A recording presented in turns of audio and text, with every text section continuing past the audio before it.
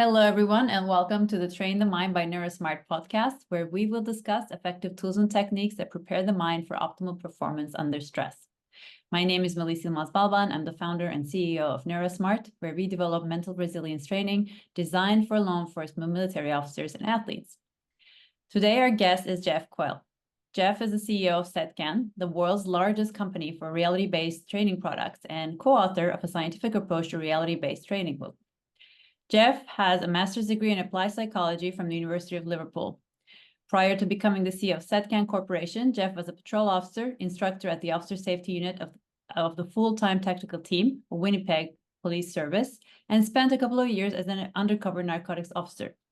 He also served as a law enforcement helicopter pilot in Canada.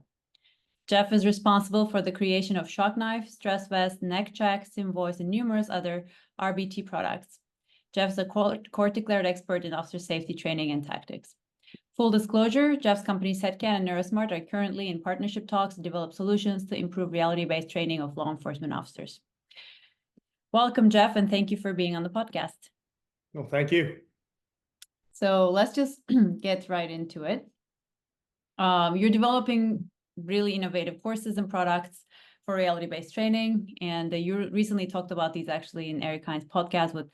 I would recommend all of our listeners to go to Eric Hines' podcast and listen to episodes with Jeff, where they discuss the details of these products and courses that SETCAN is delivering. But I think there's a lot of science and methodology behind these products and training approaches that I want to really focus here. But first, for listeners who might not have had a chance to listen to Eric's podcast, could you explain what you mean by ecological dynamics approach to police officer training? Sure, I'll do my best. This is very new for us also. It would be easy to look back at some of our approaches previously, and there was, I could partition parts out that were ecological in nature, but it truly didn't use an ecological dynamics approach. The ecological dynamics approach is a specific methodology to training. So the current, it's usually best to sort of compare it to the current way that training occurs. So the current method or traditional method uses more of an information processing approach. And with that approach, the idea is that we'll say an instructor has a technique that they believe is the optimal technique for a specific situation or similar types of situations. And the goal is to teach that technique to the student so that it becomes mentally developed and will exist inside that student's head so that they can pull it out and use it when required in the real world. Mm-hmm. And if there's slight changes to what's occurring in the real world that are slightly different from training, the idea is that they will adjust that optimal technique slightly to fit with this new environment. The ecological dynamics approach is radically different. It's more this idea that we as humans interact with our environment and we problem solve within our environment, and that as long as we allow the students to sort of self-organize a solution, we can set up training so that it's highly representative of what they're going to experience in the real world. And most importantly, as Rob Gray points out, that the training must include action fidelity.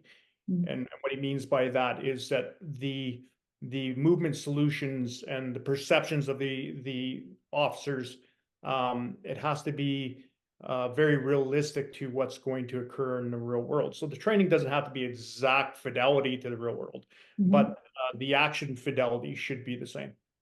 Right. So the movements and the perceptions that the officers will encounter in the real world should be matched in training. Yeah, and the goal is to not have, again, a set technique that is adjusted to the changes in the environment. Or sometimes in that traditional approach, we might say, now we have to change to technique number 2 that we learned because that's what we were taught for this specific problem in the environment. The ecological dynamics approach, it's more about adaptability in terms of constantly changing and adapting as things in the environment change. So, you know, I don't want to get too far into it right now. And like you said, we got pretty detailed in the podcast, but they use what's called a constraints-led approach. And basically, you know, those constraints will differ, especially individual constraints, from person to person. And we have to allow those people to find solutions that will work for them.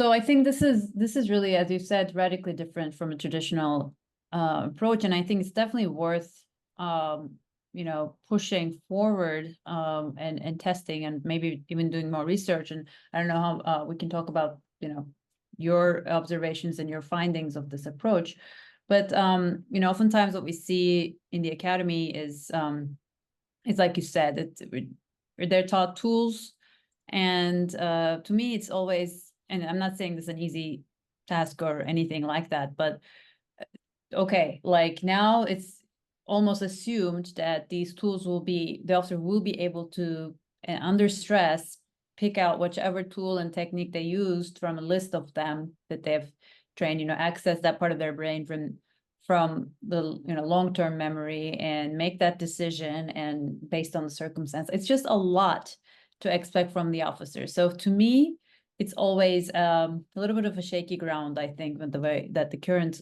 trainings are done. And I think this is a new, I know it's not new for you, you've been working on it for a long time, but it's new for me, and I think a lot of the traditional training. So you're really training for problem solving per se, rather than yeah, you're pushing the officer to make decisions. You can define it as that. I think that adaptability, the idea is that we want adaptable officers in the sense that they're not trying to look in their environment and say, okay, like you described, going through the long-term memory and trying to select the technique that they were taught.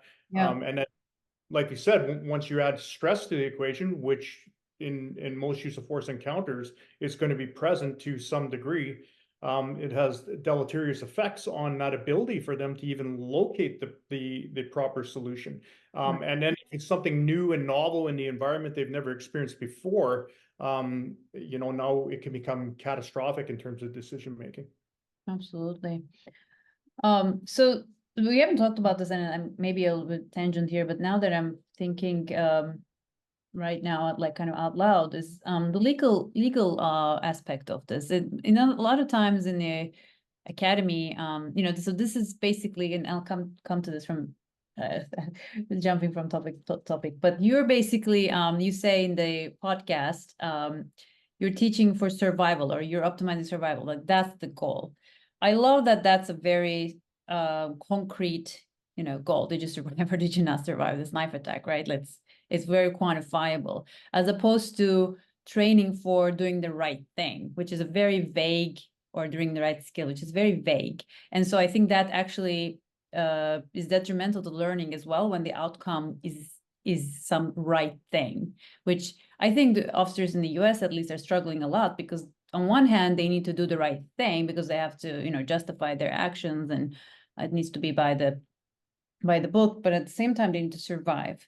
And so those two things are always in the brain competing against each other, because survival obviously is a biological instinct. But then you know, like an example of what I'm talking about is an officer hesitating to use force because, you know, there has been news about officers using too much force and they can't maybe justify it. Can they justify it? And then they get hurt because there's a hesitancy. So what do you think about the legal aspect of, do you think this approach makes it potentially harder to justify? I mean, when you're training for survivability, you're like, I did it because I, you know, it's up for my safety. Yes, that's a good justification, of course, but there are other things, right, that officers need to think about.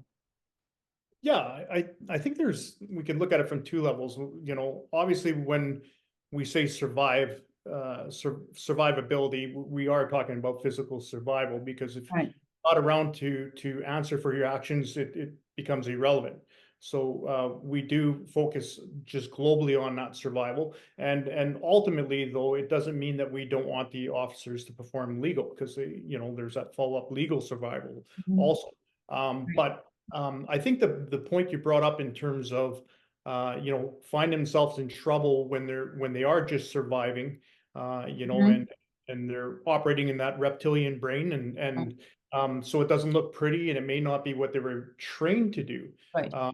It becomes very relevant. And now this doesn't just speak to the ecological approach, but I'll give it a lower level example that maybe doesn't, because it's very easy when it comes to life or death. In Canada, especially, they just want to know that the officer have reasonable grounds to believe that they're in fear of grievous bodily harm or death. And then if they were really, whatever the method that they use to survive that becomes irrelevant in terms of what the courts look at. But if we look at, let's just take something as simple as the officer using a wrist lock to control somebody that's combative. So years ago, we used to have a system that we taught a specific methodology to how do you lock the wrist. And the problem with that is, one, that's all the officers learn. I got to hold here, I've got to grab there, I got to twist the wrist this way, I got to stand this way. And to make that operational in the real world is extremely difficult. So probably over a decade ago, we switched to a principle-based system, which I don't want to confuse to say that we were doing ecological dynamics approach, but you're going to hear this ecological element to it. And what the principle system is this idea that we, instead of teaching a specific technique, we taught the principle of how to lock the wrist. And an ecological dynamics approach, I'd argue they would be called an invariant. And so we said, if you push the index knuckle and you shorten the distance between the elbow and the index knuckle, the wrist will lock. And it doesn't matter how that occurs, right? It's always going to lock. And then we'd have students, we'd have them on the ground. We'd tell them, first, you've got to immobilize the body, because if the person can move, it's going to be impossible to create this invariant. And from there, we have them just explore. We don't care if they grab it like an accordion. We don't care if they grab it with their arms. We don't care if they push the wrist against the ground. If they're justified in using it, if they use the principle, then the wrist will lock. So we were technique oriented. It was what we call principle or invariant sort of focused. Now let's look at that from explaining it in a courtroom setting. So in the old system, let's say we taught a specific wrist lock, but an officer is charged with using excessive force, and they're maybe holding the wrist this way, not the way they were taught. And under the old system, an expert might come in and look at the training and say, no, the officer didn't do what they were trained to do. In other words, they didn't take that perfect technique and apply it the way they were supposed to in the real world. But with our principle-based system, we'd look and say, okay, yeah, the index knuckle is going towards the elbow. The officer did exactly what they were trained to do. So it actually, I believe, puts us in a better position to defend humans behaving as humans. Yeah, I would agree with that. Because it does, there are truly many different ways of doing these things. And I think that's why it gets hairy. But if we can at least define principles of what, like the base of physics, basically, those are invariant, like you said. For those of the listeners who don't maybe don't know what we're talking about by saying invariants, I think what we mean are basically things that you will explain it better than me, but by the physics of it, they're just constrained by, that they will always result in the same outcome. So for example, in the wrist lock situation, if you do the right, align the hand in the right way, it will always result in a wrist lock. Or you mentioned about shootings as well, right? Like when you align, could you talk about that? Yeah, when the barrel's aligned to the desired target, and when the trigger is pulled with a hand at close range, it's going to hit the target. Right, that's invariant. Yeah. So that's, and in the ecological dynamics approach, there is a wider definition of invariance. I've just found it very useful for the simplicity of teaching it to our officers. to utilize like that invariant. The second invariant that we didn't talk about on that podcast that exists though too is, and it varies from agency to agency and sometimes unit to unit, is the holster that's being used. Because if you got a level 3 holster, there is going to be a specific way to unlock that holster and remove the gun, and there's no variation. How you accomplish that, there's wide variation, but ultimately we have to say, let's say you got to break it, thumb break first. We'll call it thumb, but it could be your hand, whatever way, because it doesn't matter how you do it. But there is a process that has to be followed to remove that gun from the holster. If it's not followed, if that invariant is not followed, that gun is not coming out of the holster. So those were the primary one from a training perspective is the barrel alignment, but there is also this other sort of equipment based invariant that will be different from agency to agency, and that's why we didn't get into it in the podcast. Yeah, I want to confuse people. That's true. Other invariants as well in the way that equipment is, and there's always new equipment coming up and new training needed, I'm assuming. So let's I want to go back a little bit of what led you to develop this ecological dynamics approach. What problems were you encountering, maybe as a police officer or when you first started SETCAN, that led you to develop this, or who inspired you? I would say that, man, it's going back over 20 years now when I was involved in defensive tactics training. And the truth is that seeing what we were teaching and seeing what was happening on the street, it was incongruent. Right. You know, there were elements of some of the things we would teach, and usually gross motor skill stuff. For example, like kneeing a person in the thigh, when that was, started being taught into the academies and stuff.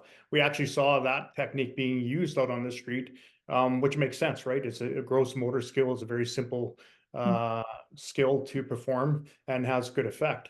But in terms of the 14-step compliant handcuffing that we learned, never saw it performed on the street ever, right? Yeah. So it's congruent, and yet we're spending all this time in the academy doing that. So that was sort of the first, maybe I describe it as, we used to come up in the gym, if for lack of words, they're at the academy training solutions, and then tell people to go make it work on the street. Yes. And I thought we needed to change that era. We need to say, well, what's actually being done on the street? Because we know officers are bringing people in custody every day. They're doing something. Yes. And let's look at what they're doing and have it reflected in training. Yeah. We sort of changed the arrow to look at it in a different way. And once we start doing that, that's like the knife defense program that you saw on that podcast. Yeah. Again, an ecological elements, but truly not an ecological dynamics approach, because won't get into that again. But we basically said, let's first see how our individuals attack with knives, and we did a variety of things, and they can watch the podcast if you're interested. And then we took a step further to say, okay, let's see how people actually respond when they're not anticipating being attacked with an edge weapon. And then once we identified some sort of consistent behavior, we started looking at literature to say, why is this happening? And at what point can we realistically insert a training response? And sort of, for lack of better words, you heard the terminology we came up with, we call it a stress congruent approach. And that's sort of how we approach that type of situation where there is no time for stress mitigation strategies. It's occurring suddenly, unexpected, and at close proximity. Yeah, yeah.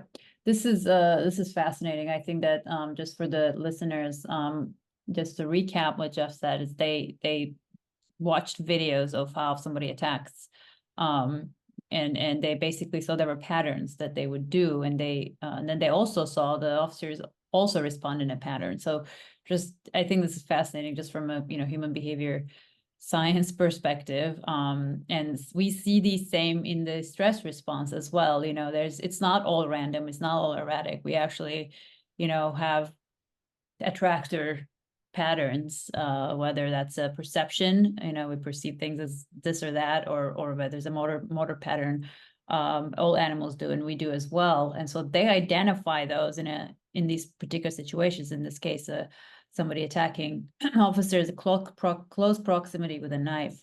And from there, they said, okay, this is what the officers will do. They will, 90% or 60%, correct my percentage, but will respond with a flinch. And so, that's not something we can really train out of them, and it doesn't make sense because it makes sense to flinch. It's a response that actually protects us from getting stabbed in the heart. Then, and that makes sense with the neurobiology of the stress response, because that's the reptilian brain responding. But then, the scene is still continuing, and now we have time to actually respond in a way that will resolve the situation. And that's where they start their training, right? That's after the first flinch. You teach them what to do, essentially. So this is very, I think this is like the detailed level of detail you have here is amazing to me. At the same time, it's very simple because it's very different than the approach that a lot of academies are, what I've observed, do, which is watch videos of incidents, real world incidents that happen. And there's just so much going on there. There's just so much going on from both perception point of view and motor and, defensive tactics, cognitive, everything. And then they say, okay, this is what the officer did. What would you have done? And they have a verbal discussion. And then there's a scenario that's modeled after that, right? They go and they do it. But it's very different from what you're doing, which is, wait, strip away all the different components. This is the instinctive part. This is the trainable part. And all I want to do right now is to train to reach for the gun when the person is attacking, right? And I think that's much more digestible as a training strategy and much more effective, I would guess. I don't think there's any research comparing the two kind of approaches, but I think I just want to emphasize it's very different and much more likely to be effective, I think. So, okay, so you already talked about some of the spontaneous edge weapon defense training. Before I go on, I do want to, because I don't want to commit brain robbery here, but I do like to give credit to Tony Blauer. Not that we haven't done it, we haven't examined his system, we don't use his system, so I can't speak to it. I haven't seen Tony's research or how he came to his conclusion, but we'd heard about what Tony was saying, and that really sort of sparked an interest, like, hey, that sort of makes sense. Yeah. Let's create a situation and see what's happening. And we did see this startle flinch response. So I just want to give credit, was he involved in it? No, but I don't know if we would have examined it if he hadn't brought it to the forefront. So just making sure that, again, that give people their dues here, and he deserves credit for us looking at it.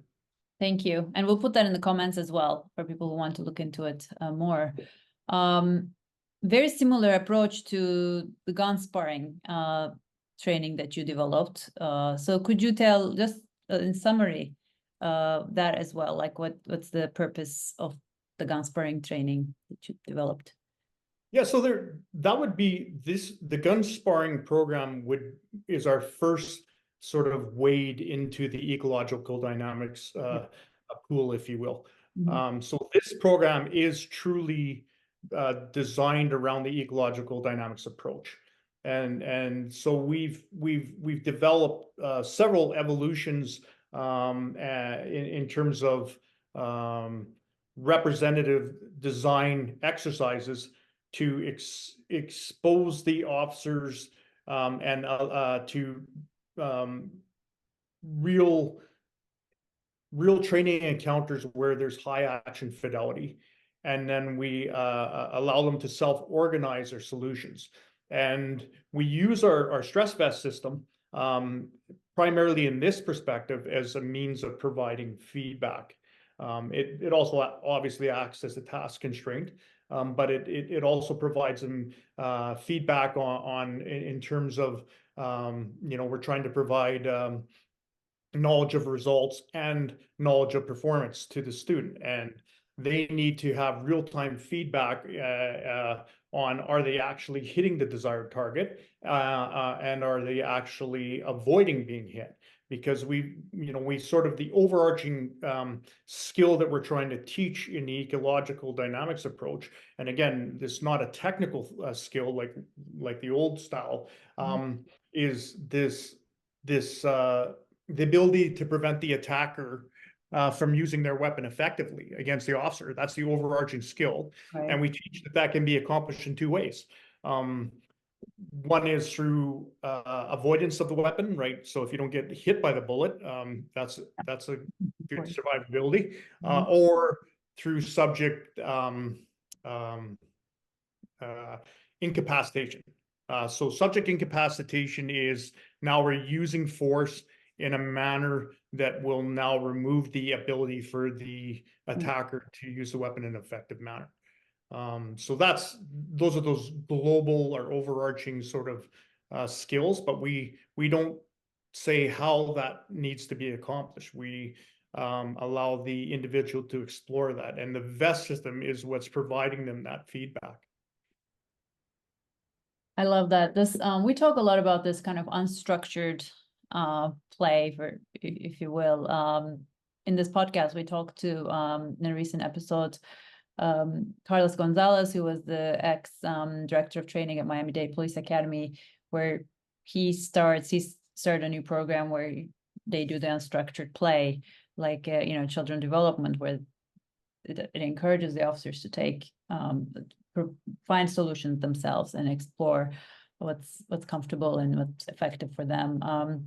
Same thing with Jesse Curtis, who's associate director of Wyoming Law Enforcement Academy. We talk about their approach that trains for adaptability. So I think that's really a push towards this kind of training in law enforcement. And I think I can't wait we've been doing some research with both of those academies, but more research to kind of show the effectiveness of this approach.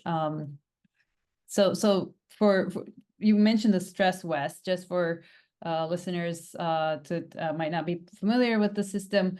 So it is something that they wear, and it provides real-time feedback for when they successfully hit their target, and also if they get hit by the target. Is that right?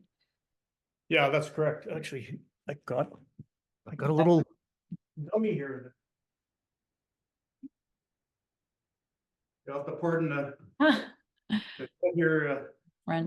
But yeah, this is the best stress vest system here. The hat, believe it or not, has sensors under the cap so that it will capture any hits to the face region, and obviously too, when they're wearing it, any of the side torso region. And this belt communicates wirelessly with the system, and we can provide vibrational feedback, or when we want to start introducing higher levels of stress, we can use a pain penalty, which is done through a localized safe shock, and that shock can be incrementally increased depending where the student's at in terms of their level to tolerate stress and still make good decision making. Okay. That's awesome. Get him out of the way. So it really allows for that execution of this self-exploration, if you will, because then that can only be possible really with the real-time feedback, if you think about it. How are they going to change strategy and learn without the feedback? So it's really and it's funny because we often get a lot of positive feedback, obviously, but I recently have had a group sort of, and I have no problems with any sort of critique, but they were having trouble understanding why would we provide, because there's a couple ways we can provide feedback. Obviously, one is you get hit, there's a pain penalty, or there's a vibration. And then we also have the ability so that if we shoot at the vest of the role player and hit them, we can get an audio tone that we hear so that we know that we're on target. And we differentiate, obviously, the haptic feedback and the audio tone so that we have an understanding of when we're hitting them versus when we're being hit. And I didn't really quite understand their concerns, but their concerns was they're being conditioned to respond to these feedback mechanisms as opposed to, you know, the role player. But we haven't seen that in any. We've run 2 groups through beta course, and we haven't seen that at all. They're taught to respond to what they're seeing, right? So when you're no longer justified in shooting, you have to stop shooting, regardless of what feedback you're getting. But if we don't provide feedback in real time, how are we going to modify our behavior if we're not, you know, performing the task in the desired way? So I have to respectfully disagree with them. I don't think that's going to happen. I think that we're going to make really good real world shooters that are going to have a higher degree of survivability out on the street than if they don't do this type of training. Yeah. That's yeah, I agree. I agree with you. It's that is an interesting question though. But I think it's, if I have to guess, I would agree with you on that they would still have that in the real world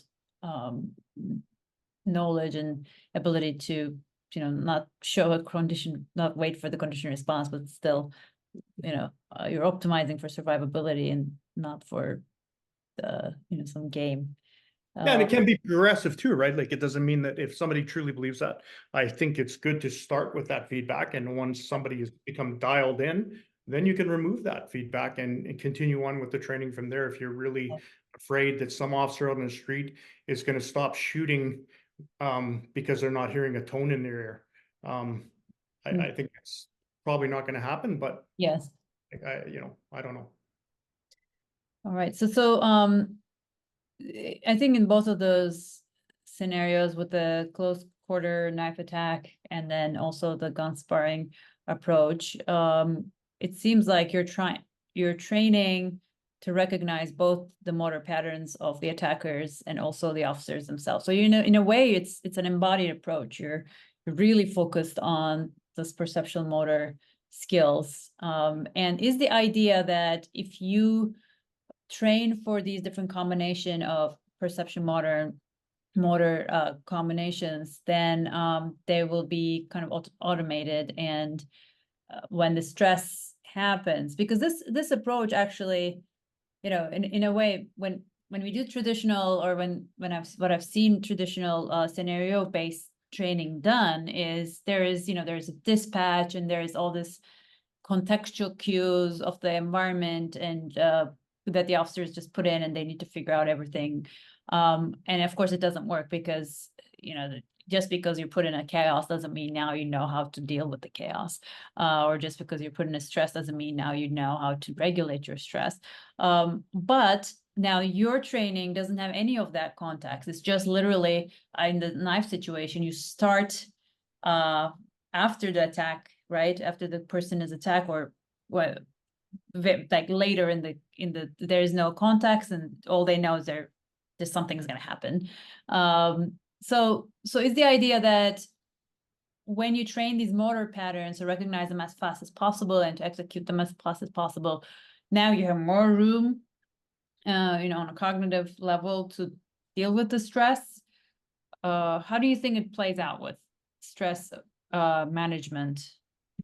Yeah, so I think I juxtapose the two position, like the two approaches. So if we look at the edge weapon program that was designed, like say there's an ecological element, but it's truly not ecological. So if from an information processing, we would argue that what we're trying to do is create schemas for the officer so that they recognize as quickly as possible that they're being attacked by a knife, and we're hoping that by having repetitions in the sense of, and this is where it becomes ecological, is because we don't tell them how to move, what they need to do. We just expose it to them and let them self-organize with the goal of getting back to their firearm. But you know, I would argue that in that old approach, we were looking at it from using a schema. In other words, we want the officer to be able to recognize as quickly as possible, this is the type of attack they're under. Part of the drills we also do is pattern of discrimination. So recognizing the difference between somebody that's attacking you unarmed versus attacking you armed, and then as quickly as possible moving towards that effective solution. But with the gun sparring, ecological dynamics approach, we call it perception action coupling. In other words, we're just exposing them again, and with the goal of even in the knife, there is this element of adaptability. In other words, we want to make an adaptable student. We want to make a student that can problem solve quickly within the moment, and that sort of goal. But keep in mind that what you were seeing are the isolated drills for this development. Then they progress to the comprehensive scenario-based training, where they have to perform those skills now. And the reason we separate that out is that when it comes to physical skills, we need repetition. Yes. Whether you look at it from the old information processing, where we need repetition of a specific technique, or you look at the new ecological, well, I call it new, but the ecological dynamics approach, where they call it repetition without repetition. In other words, we are going to get a repetition of representative environment and situations, but the solution is always going to be different. It's never going to be the same. That adaptable sort of student that can change on the fly and come up with a solution on the fly.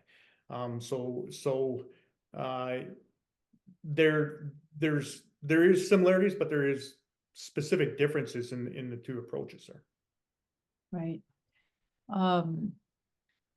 So yeah, I guess I asked that question already, but you did mention stress congruent training. I just want to emphasize this a little bit more, and that's different than the stress mitigation approach that I think is more popular, I think, at least in agencies that we work with. And obviously we are designing stress mitigation strategies. So, but this is a different approach than stress congruent is different than stress mitigation. Can you explain the difference?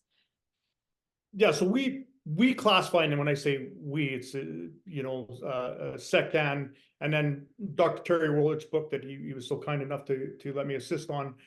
We sort of identify 3 stress management approaches. One is stress mitigation, as you said. The other one is sort of one we coined ourselves, which is stress congruent. And then there's overlearning, right? Where we're going to overlearn physical skills beyond the point of unconscious competence. Like we're going to overtrain these skills. Very much seen in the military, right? Like they'll spend hours and hours. So when you look at those 3 approaches, they're very specific where they are used. I agree totally with you that NeuroSmart doesn't fit with a stress congruent approach, because the idea is it's happening so quickly that we don't even have the chance or the ability of the time to try to mitigate it.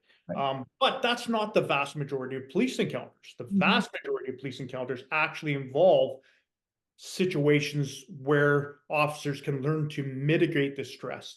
And I hope I'm not overstepping my bounds here, and correct me if I'm wrong, but from a stress mitigation perspective, it's not removal of stress. It's sort of controlling as best we can so that we don't move into such a high level of acute stress state that we can't perform anymore.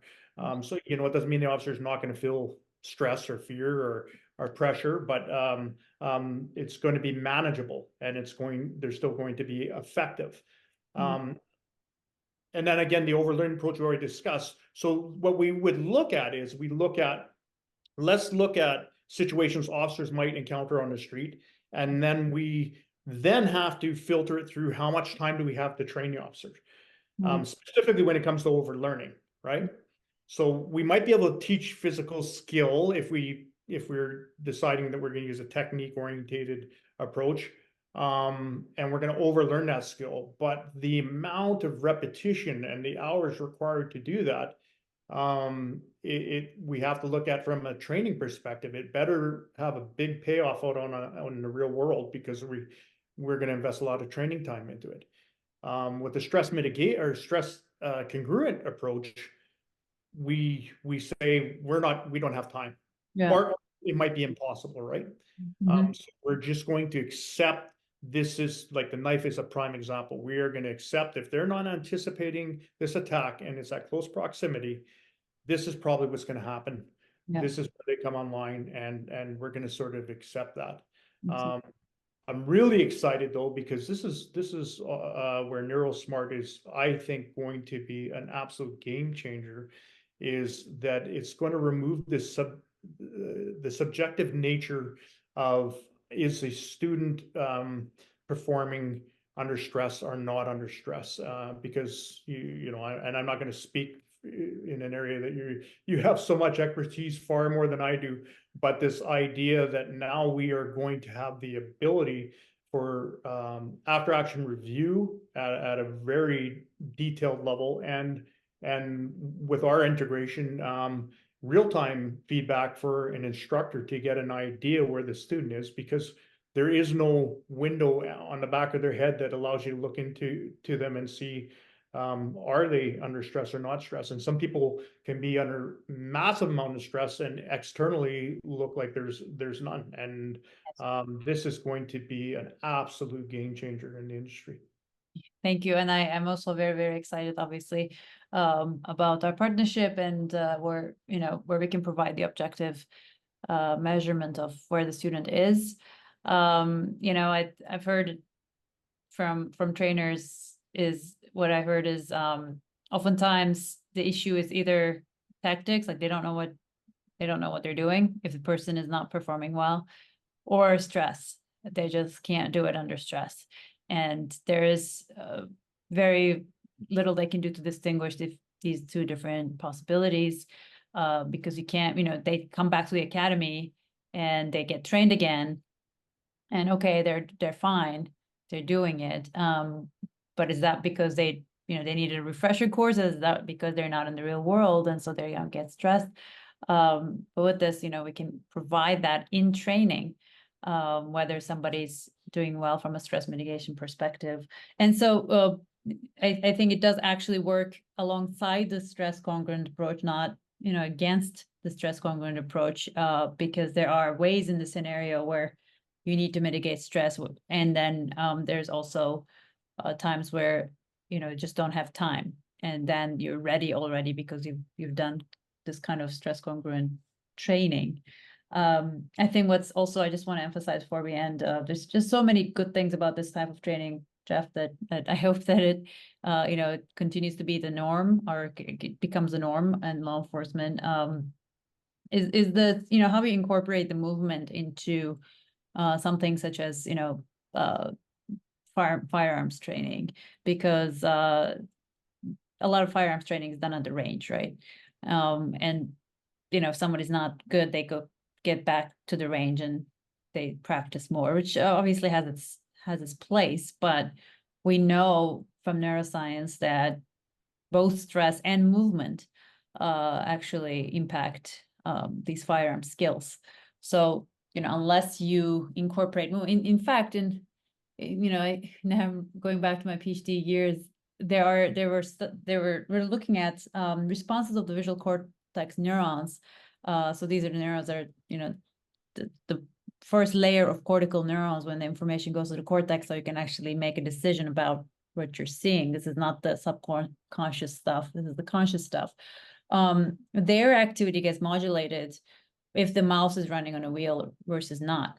So it's just the evidence that our perceptions, just from the first layer of perceptions, are influenced by or modulated by our physical activity.